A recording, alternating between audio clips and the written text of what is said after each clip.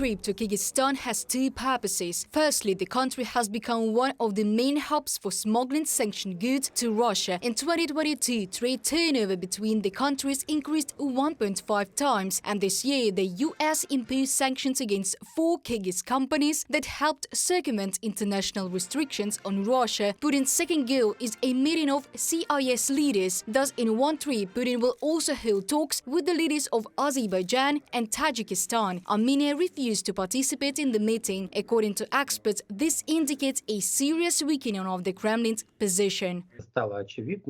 It has become obvious that Russia can no longer protect anyone, that Russia is no longer influencing what is happening in Central Asia, in the South Caucasus, or in the Middle East. And this realization makes partners turn away from Russia and ignore it as a state, which could provide help, assistance, aid or protection. In September, Putin held 2 high-level meetings with the leaders of North Korea and South Sudan. Both countries are dictatorships with catastrophically low living standards. Also, official Taliban delegations have visited Moscow several times since the beginning of the full-scale invasion. And as recently as 2 years ago, Putin was holding talks with the leaders of France and Germany on equal footing. Russia's criminal war against Ukraine and cooperation with other aggressors has destroyed its reputation.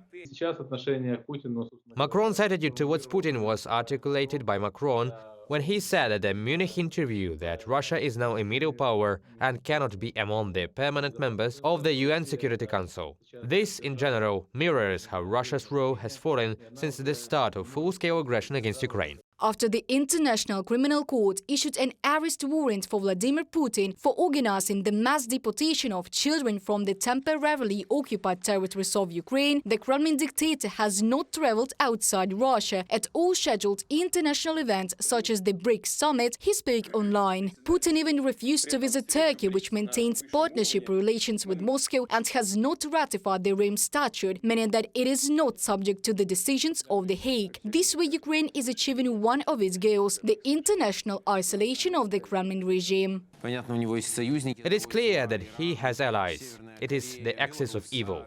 Iran, North Korea, Belarus. Well, Belarus is just occupied by Russia. Syria, he has them. Another part of the axis of evil is Hamas, and I have no doubt about that. There are countries that are more or less supportive. They've joined the Roman Statute. But in general, for Putin, a large part of the world is already lost. The Council of Europe says Russia is a dictatorship, and Putin is a dictator. That narrows his abilities even more. Our task is to drive him beyond these red flags. Putin is expected to visit Beijing on October the 17th to attend China's Belt and Road Initiative. Apart from him, the visit was confirmed by Serbian President Alexander Vučić. Reported by Diana Kolesnik, Danilo Kobza, UATV News.